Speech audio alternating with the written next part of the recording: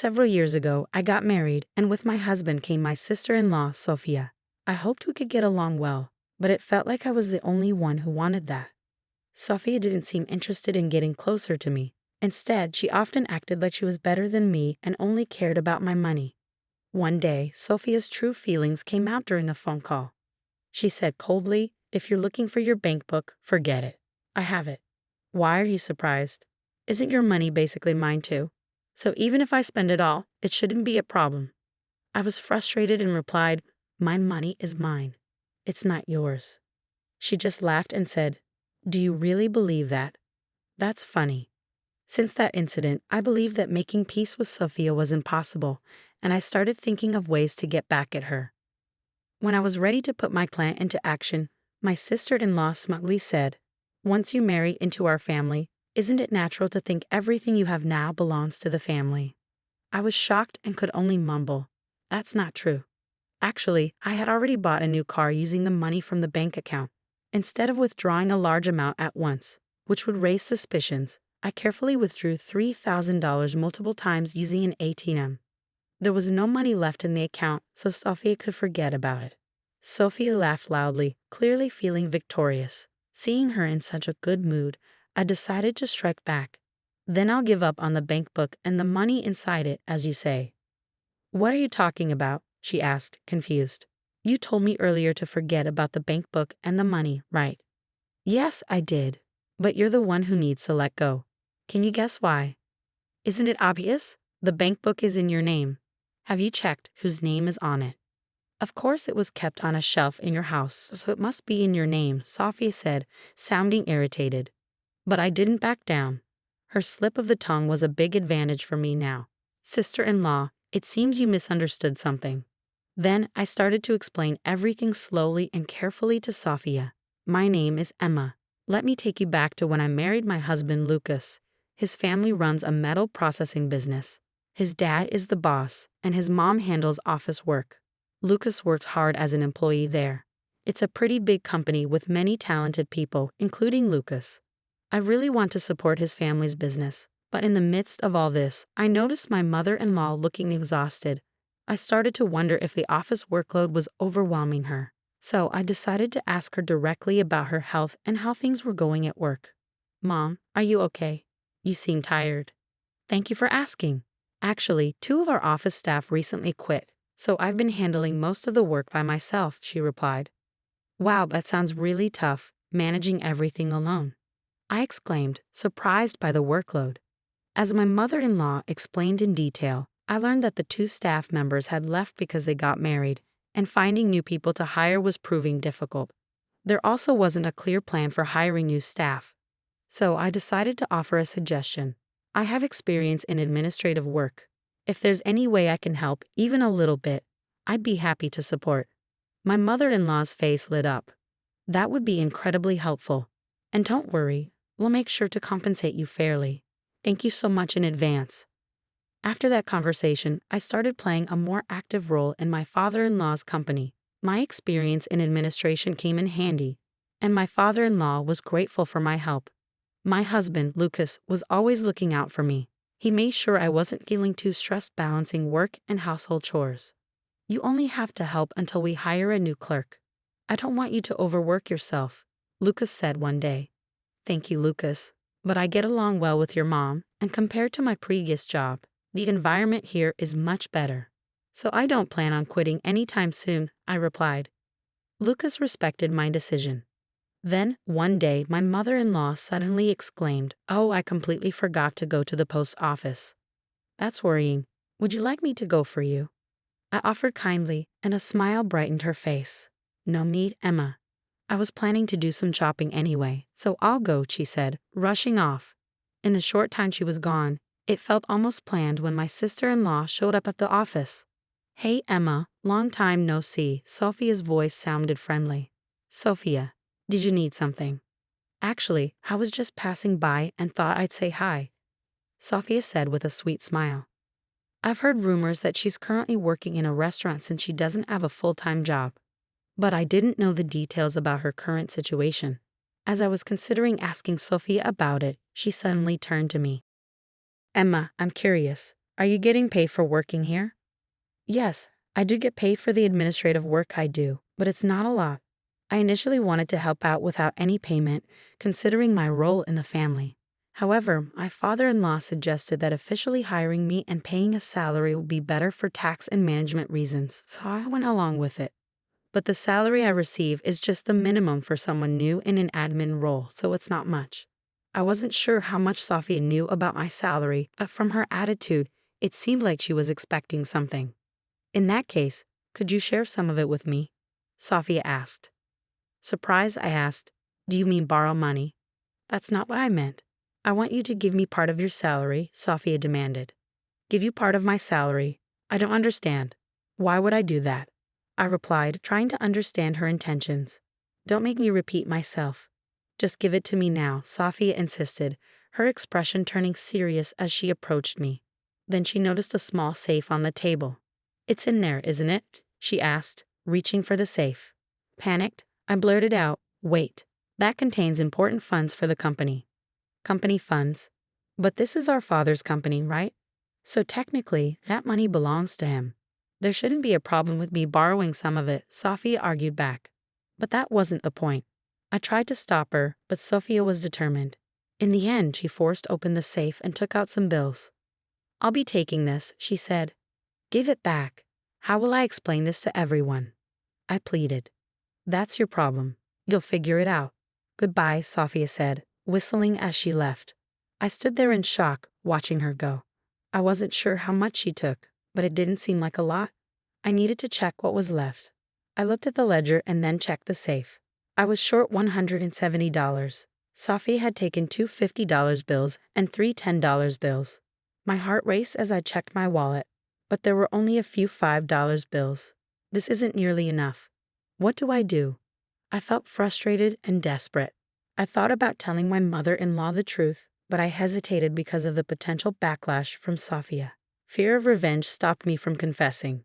With no solutions in sight, my mother-in-law returned from shopping. I'm back, Emma. You look upset. Is everything all right? She asked, showing concern for me. Mother-in-law, there's something I need to tell you. I started preparing myself to reveal what happened. You don't need to apologize. Sophia has caused trouble before. Dealing with her has been tough. I'm sorry she put you through this. I'd appreciate it if the money Sophia took could be deducted from my salary, I said. Don't worry about it. I'll handle it as her mother, but I have a small request for you. She asked me to record Sophia's voice next time she came to the office. The method was simple. Use a smartphone or digital recorder to capture the atmosphere and conversation. But why do we need to record her? I asked. Sophia is an adult now. I believe she needs to face proper consequences for what she did. My mother-in-law said.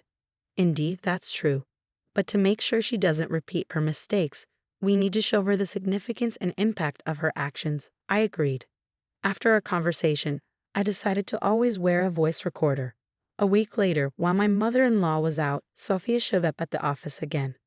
Hey, how's it going, Emma? She greeted me. Why are you here again? I asked nervously, discreetly starting the voice recorder. I'm a bit short on cash right now, so I thought I'd borrow some from you, she said. I'm definitely not lending you any money, I replied firmly. Why? You lent it to me before, didn't you? Sophia argued. That was you taking it without permission, I reminded her.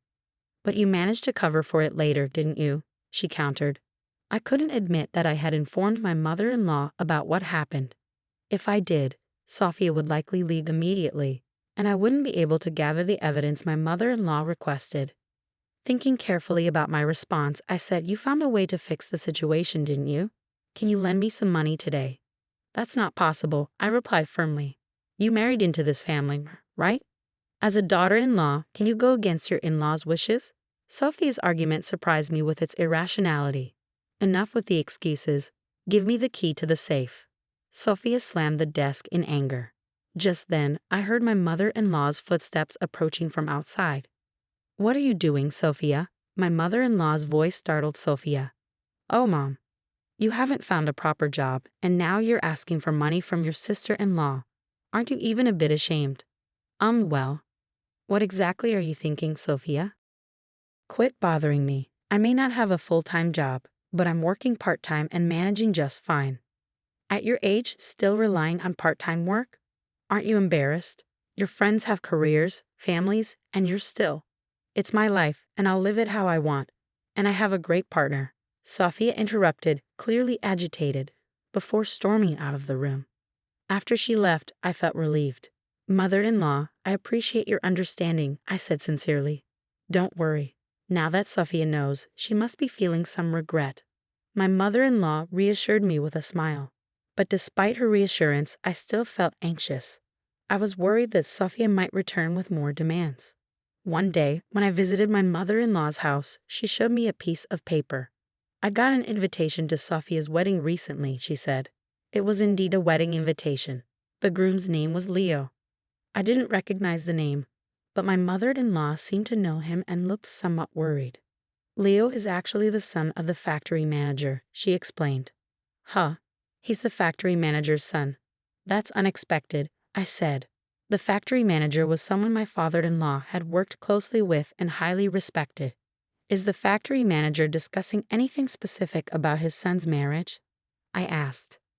Well, it turns out the factory manager had no idea about the marriage and was genuinely surprised when we told him, my mother-in-law explained.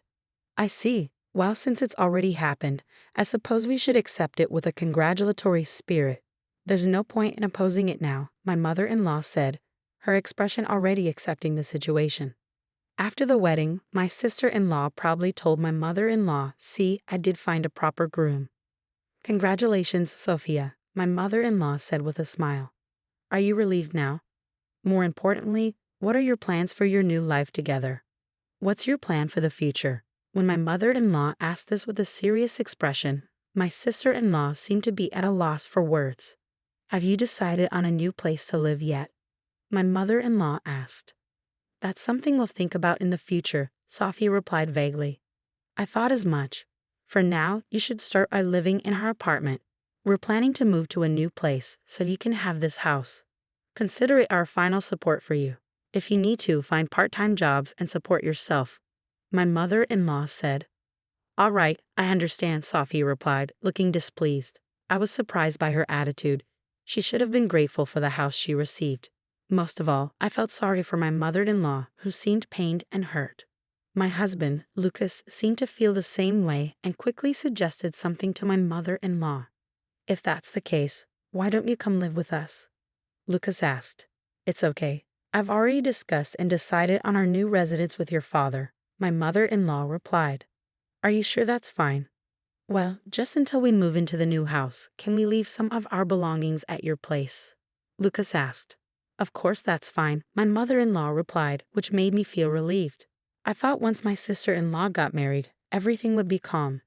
But problems started soon after she moved into her new home. The day after they moved in, my mother-in-law called us early in the morning while we were getting ready for work. Why are you calling so early, Mom? Is everything okay? Emma, I hate to bother you, but I need to ask something. Is Sophia with you? My parents-in-law plan to take a short break from their house and stay in a hotel for a few days. During this time, my sister-in-law and her husband were supposed to move into their house. Some of the furniture and stuff from there were temporarily stored in our house. My mother-in-law was worried about how things were going for her daughter, so she decided to visit their house that morning to check. But when she got there, she couldn't find any sign of her daughter or her husband. Since they helped move some stuff from our house to yours yesterday, I thought they might be staying with you. No, they came back home. Then where could they be? Maybe they went on their honeymoon. That's possible. If you find out anything, please tell me. After that, she hung up. Later, I told my husband what happened, but he didn't know anything either. I didn't think I needed to do anything else. So I decided to wait quietly for my sister-in-law to contact us. But as days passed, not hearing from her became worrying. My mother-in-law started thinking about reporting her as missing to the police. While we were discussing this in the living room, she suddenly said, I'll go get the bank book for a moment. Why? I want to withdraw some money just in case. If we have to search for them, there might be expenses, she said, sounding worried. I understood her thinking ahead and stayed quiet in the room. Suddenly, I heard her shocked voice from the next room. What? I can't find the bank book. My husband Lucas and I rushed to the adjacent room. Inside, my mother-in-law looked flustered in front of a shelf. "Did you keep your bank book here?" I asked, and she nodded rapidly, confused. "Isn't this the shelf we moved last time?" I remembered that we moved things from her house in 2 stages. First, the day after my sister-in-law's wedding, and then just a few days later, before she disappeared. The shelf in question was from the first move, but neither my husband nor I remembered touching it. Neither of us touched or checked that shelf. "But are you sure you left it here?" My husband's doubt annoyed her, and they started arguing. I stood there confused, watching them, when suddenly my phone rang. The unexpected call in this tense situation startled me. Reluctantly answering the phone, I asked, "What's wrong? You sound upset." It was my sister-in-law. Hearing her voice surprised me. Raising a hand to interrupt the argument, I said, "Sis, is that really you?" Both Lucas and my mother-in-law stopped arguing, turning to me with surprise. Turning back to the phone, I asked again, "It is you, right?" My sister-in-law's answer was short and annoyed. "Who else would it be? Where are you?